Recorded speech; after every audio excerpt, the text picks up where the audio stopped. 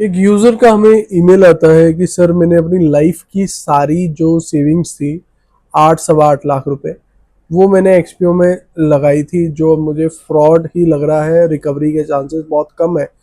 तो मैं आगे इन्वेस्टमेंट प्लान कैसे करूं और कहां पर मैं इन्वेस्टमेंट कर सकता हूं, क्या आपको लगता है?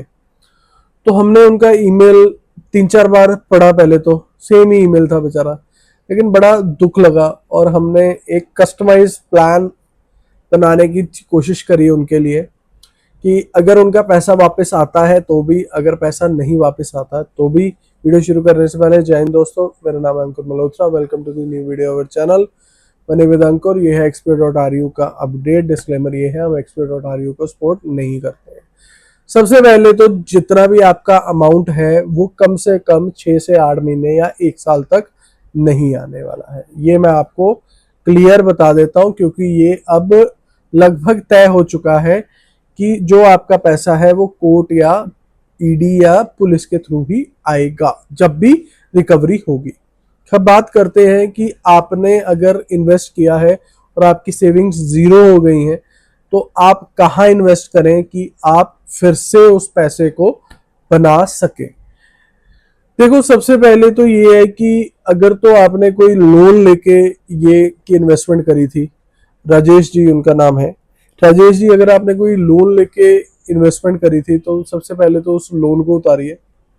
जैसे आपने बोला कि मैंने अपनी सेविंग से की इन्वेस्टमेंट करी थी, तो आप सेविंग फिर से कर सकते हैं और आपका 8 लाख रुपए 3 से 4 साल में आप सेव भी कर सकते हैं। जैसे आपने बताया आपकी सैलरी 50,000 रुपये है, तो 3 से 4 साल या कि 5 साल में आप फिर से पैसा सेव कर सकते हैं। जब ये पैसा आएगा तब भी मैं आपको भी बताता हूँ कहाँ आपको इन्वेस्ट करना है।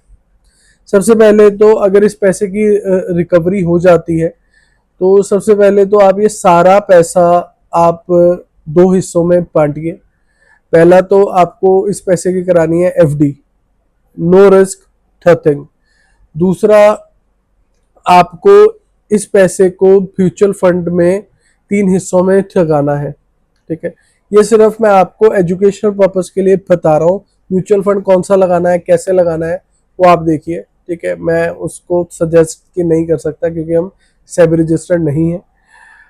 म्यूचुअल फंड में आप 3 हिस्सों में से लगाएंगे, स्मॉल कैप, मिड कैप और हाइब्रिड फंड में। ठीक है, वो आप लगा सकते हैं जिसमें आपको 9 से 10% का लॉन्ग टर्म में रिटर्न आएगा, शॉर्ट टर्म में नहीं आएगा।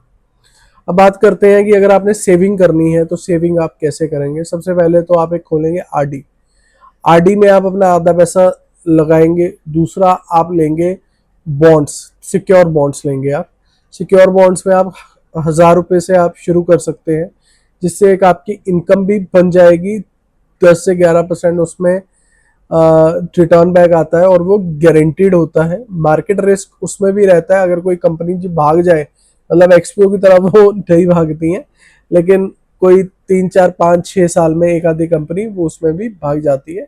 लेकिन उसमें भी आप छोटा छोटा अमाउंट करके 1,000 1,000 रुपये, 2,000 रुपये, उसमें आपको मंथली आपको इंटरेस्ट आता रहेगा, तो आपकी इनकम भी इतनी ज़्यादा वो नहीं होगी। तो 2 हिस्सों में आप इन्वेस्ट कीजिए, आरडी और बॉन्ड्स के थ्रू। जब आपकी इनकम थोड़ी सी आपकी स्टेबल हो जाए, तब आप इसमें एसआईपी स्टार्ट कर सकते हैं 1,000 1500 रुपये की। तो ये आपका 5 से 6 साल में आपका जो पैसा है 8 लाख रुपए, वो आपका फिर से बन जाएगा, अगर आप मंथली 8 से 10 हज़ार रुपये आप सेव कर लेते हैं।